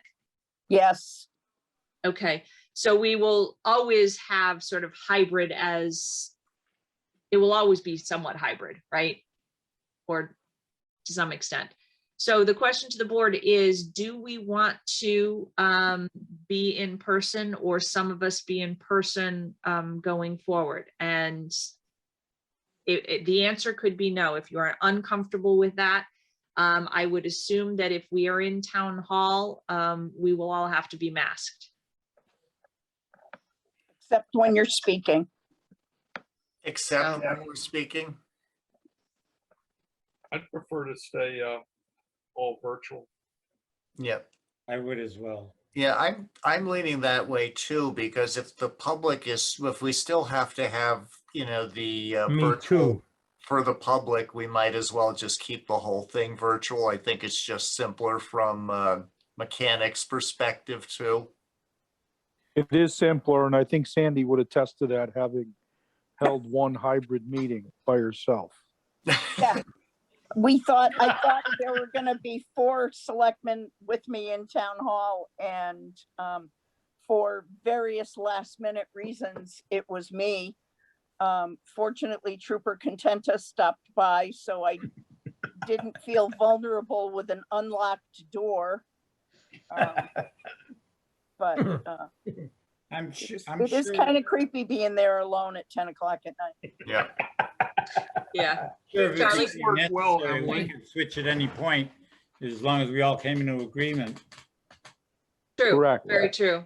Exactly. And Yes. this has worked very well, so I wouldn't mess with it just for Well, right now. I think it's also just simpler at the moment. Like, it's just, Yeah. let's just go ahead and keep it as is, virtual. I am completely comfortable with that. I think I mean, not that any of us live any great distance from town hall, but it does help. And until things settle down with the Delta variant and everything else, I think it's probably prudent. So then, at least for the foreseeable future, we are going to continue Zooming it. Yeah. And like Charlie said, if we decide at some point we want to change that, we can obviously do that. So our October meeting is definitely Zoom, and I would much rather, I would love to see everybody in person, but at least here I can see your whole face. So Yep. Hey, Emily, quick question, whether we do this tonight, it's already later, next agenda. You and I had talked about my giving some feedback from what I experienced at the polls with talking to various constituents. So if we don't do it tonight, because I know it's late, I think it would be good that I provide, that feedback, because I think it will help us better understand how we need to maybe communicate, to people, or just realize what we're up against based on, what I heard. And it's not going to be a partisan, presentation. It's going to be just, this is what, I heard from my constituents without even necessarily knowing what their parties were, just their concerns, their observations, their misconceptions, whatever. if it's okay, let's add that to the next agenda. That's perfectly fine. I think as you and I talked, I think it's just important because it was an eye opener for me to experience it, from that end of it at the polls. Sort of coupled with that, I would also like to talk to the whole board about things that we can do in conjunction with the Board of Selectmen and the Board of Education in terms of getting out in front of the whole budget process, because I know the process has already started from in the town and in education, planning out next year's budget. So if we can do some communications with the public of what's starting now, get ahead of it, even some of the community voice things that public service announcements sort of leading into it. Yeah, I think that would be Different ideas sort of with all of that. Yeah, I think that'd be really good to just have kind of an open discussion with this team. The extended team, not just Board of Finance, but also Board of Selectmen, Board of Education, just to talk about, that how do we get from here to the budget and bring the public along for the ride better than, what it appears to be happening. So that is everyone's homework. Can you think about different ideas of how we might be able to do that better? And obviously it's not just us, it's the Board of Selectmen, Board of Education, and the Board of Finance together. So think about that, bring your ideas. We'll put that on the agenda for next month. Emily, if that is going to be on the agenda, can we do our best to get additional board members from the Board of Selectmen as well as from the Board of Education and to weigh in on that? I mean, if we're going to come to partnership. We have a mandatory meeting of, mandated by charter, meeting of the Board of Finance, the Board of Selectmen, and the Board of Education that Jim and I will be working on scheduling, and it probably will be right around your meeting in October. We have to have it by November 1st. I was just about to send you a text, Sandy. Perfect timing. So we could, on our end, come up with some ideas and then bring it to the 3-board meeting and make it a broader topic. Yes, I think that's a great idea. Okay.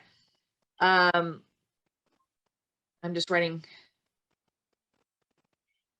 myself a note here. Okay. So still your homework, think about it, what ideas you might have, social media, TV shows, postings, articles. We'll get the feedback from Ross so that we can, incorporate that in there. Would it be helpful for me to get my feedback to you so you can just send it out so that we have it in advance of the meetings? That way people can see it as well. Yeah, that would be great. If you're willing to write it up. Yeah, I'll write it up in a Word doc. I'll email it to you and then you can distribute it along with whatever package goes out, or Jill can, whoever, it's appropriate. I think it'll just be easier because I just heard some comments tonight about people wanting to see some things in advance. So if I can get that done in the next, week or so, I'll get it over to you and we can get it out in advance of the meeting. Okay, perfect. Thank you, Ross, for Ross. doing that. Is there anything else? The only thing I can think of, Emily, is that we should be maybe thinking about how we're going to communicate about the charter revision implications of changing the makeup of the Board of Selectmen, incorporating Board of Finance, Board of Education, how that's going to work. Good point. Has the Board of Selectmen defined what the ballot questions are? Yes, the ballot questions have been decided. There are 10 of them. The split of the change of the Board of Selectmen, adding people, changing terms, and the Board of Finance, I believe are one question. So I just posted a picture of them that I took today on Bolton Thunderdome. So if you want to go in there, you can see it. Where did you get them? They From the were Board of- they were posted on on a door in the town hall. And Oh, I took, okay. and I took a picture of it and posted it. And I noted that this was a draft and had not yet been approved, so it might change a little bit before the final draft. Yeah, the only thing that can change would be if the town meeting fails to approve sending the fire truck to referendum. So, and I haven't seen what's on the wall at town hall, but I'm assuming Liz posted it and those questions are firm. So to get to the picture that I took, you have to go down about 3 or 4 discussion topics on Bolton Thunderdome. Okay, I put it out there Thank you, without Dick. comment. Okay, Thank you, Dick. thank you. And so, Bob, yes, we need to sort of understand that so we know what we're, how we're going to talk. People are going to ask us. People have already asked me, what is this? What's going on here? So with the sending out of everything, I will try to get the ballot questions sent out to the group as well, in case you aren't on Facebook or can't find Dick's post, so that you have that to address to. Emily, if you reach out to Kathy McCavanagh, she can send you the official copy. Even better. Could I give folks just a helpful hint? If you want to look at it on Thunderdome, you click on it, then in the upper right-hand corner, you can get it to expand. And then to expand further, you hit F11. And then if you're on a desktop, and then you can, there's a thing with a magnifying glass with a plus and minus sign there. You can expand it further and look at it partial page at a time. It's tough to read. It's a very small font. Well, I will, I can get the version from Kathy McCavanagh, and I can even send that out separately before the rest of the stuff goes out. That So would be great. sounds good. Thank you, Dick. Thank you. You're quite Yes, welcome. thank you. Any other questions, comments? I'll play Morris Silverstein. Okay? Go for it. Move, we adjourn. Second. All in favor? Aye. Aye. Have a wonderful evening. Everybody stay safe. Enjoy the warm weather while we still have it. No more hurricanes, please, no tornadoes. We will see you on October 27th. Zoom. Take care. Okay. Night, Bye, all. everyone. Good night. Bye. Good night.